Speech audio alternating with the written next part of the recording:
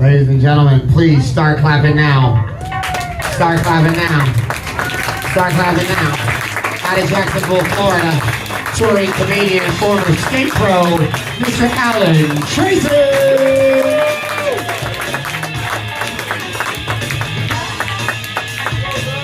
Give it up for all your comedians you've seen tonight.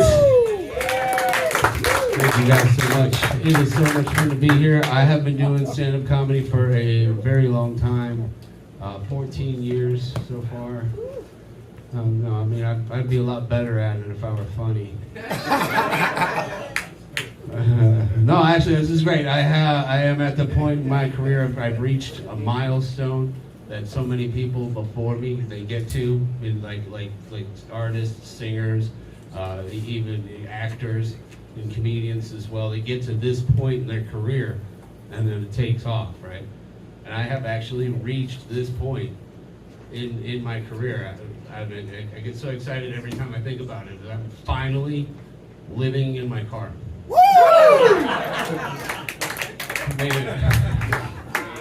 Made it. Well, it's only up from here. Yeah, no, living out of my car. I'm just sitting there and I gotta think of like $1 million ideas. I gotta come up with something. And I was in a place that's kind of like a progressive kind of place, one of these new places where they have like the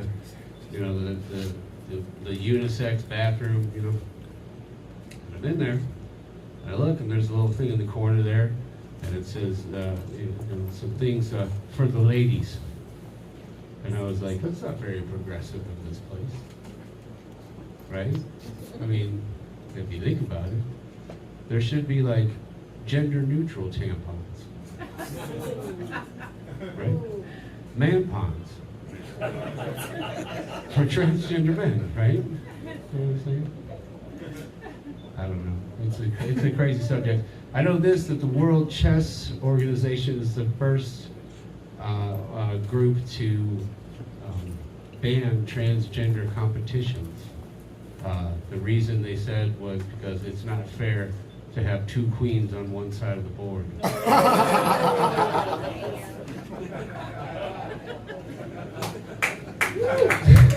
bad. I would think that, again, we were talking about it too, that I could date a transgender woman. Honestly, I'm at that age. I could care less. I'm not trying to get anybody pregnant, you know what I'm saying? There's a category called passable, looks like a woman, the hair is real, the boobs are fake, but, they still make sandwiches like a woman. Like a domestic partner, you know what I'm saying? The problem is that I'm toxic. And I know at some point in time, I got into a fight with this bitch. And she was like ready to wind up with like a coffee mug or something. I'd be like,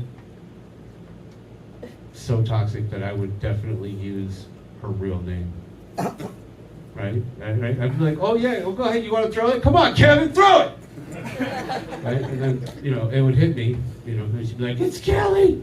And then I'd be like, and it would hit me because, Kelly doesn't throw like a girl.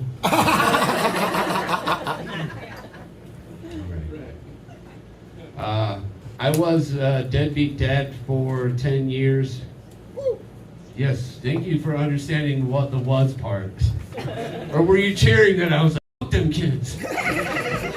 No, actually I'm better. I did get out of that world. But that was a strange world because, well, they say like most deadbeat dads, they leave and to go get a pack of cigarettes and a beer and then they never come back. See, I left to find my kids a better mother. Yes, the divorce. That bitch. And then I was like, where would be the best place for me to find single moms, with like daddy issues? And then I was like, because I still wanted to be a father to my kids, but I had to find a single mom. Obviously, I ended up in the strip clubs. Right? It's a deadbeat dad world, man.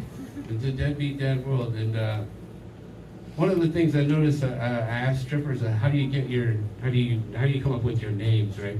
And they name like, you name yourself after something you like Candy or Portia or Roxy,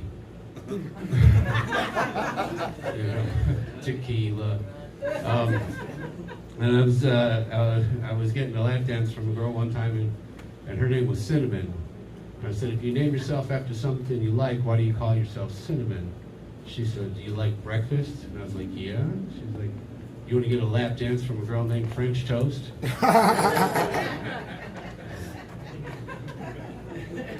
I like when the girl comes out and she grabs the towel and then she starts wiping down the pole to get whatever was on the girl before off of it. Right? She's wiping down the pole. And then they do their dancing, they get the money, but then when they're on their hands and knees and they're picking up all that money, all I'm saying is there's nothing hotter than watching a woman in her underwear clean. A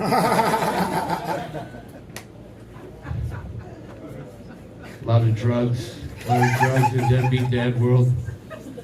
I noticed a big difference between potheads and cokeheads. Like potheads will get a new bong, and they'll call you up and be like, come on over, man, I got a new bong. Like what was it in Half Baked? Billy Bong Thornton, you know what I'm saying? They got a new bong, man, come on over. Hey, we'll play some Xbox, Cokeheads don't ever get a new mirror. Like, hey man, look at yourself, you look like a rock star. Potheads have wake and bake. Cokeheads just have wake. Here's the wake, you're awake, we're awake, let's go.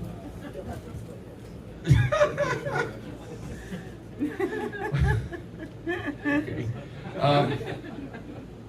But you can give a pothead a bag of weed and tell him to smell it, and you'll be like, look at that, man, this is some California Sensimias, get a good whiff of that, man, the AK-47, right? If you give a cokehead a bag of coke and ask him to smell it, you're out $20.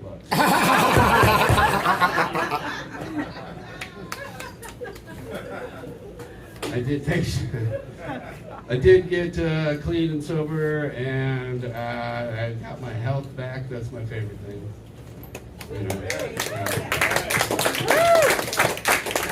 And then I hit the midlife crisis. And so that's where I'm at right now. And a lot of men my age, when they get the midlife crisis, they come up with like a form of transportation that reminds them of their childhood, right? Like, if they had like a dad that helped them work on a car, then they get older, they get a car, they work on a car. Or if their dad took them fishing, you know what I'm saying? They get a boat. Or if their dad had a motorcycle, do the same thing, hit the open road. I didn't have a dad, so I got a skateboard. That's it. That's all I got. I got my skateboard back. That was a very interesting thing. The way that I got my skateboard back was the doctor had told me that I was dangerously close to very high blood sugar, right?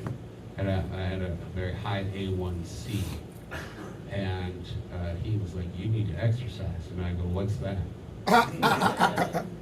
And he's like, "You need to do something to exercise," and I was like, "Well, I can skateboard," right? And the doctor's like, "Then do that."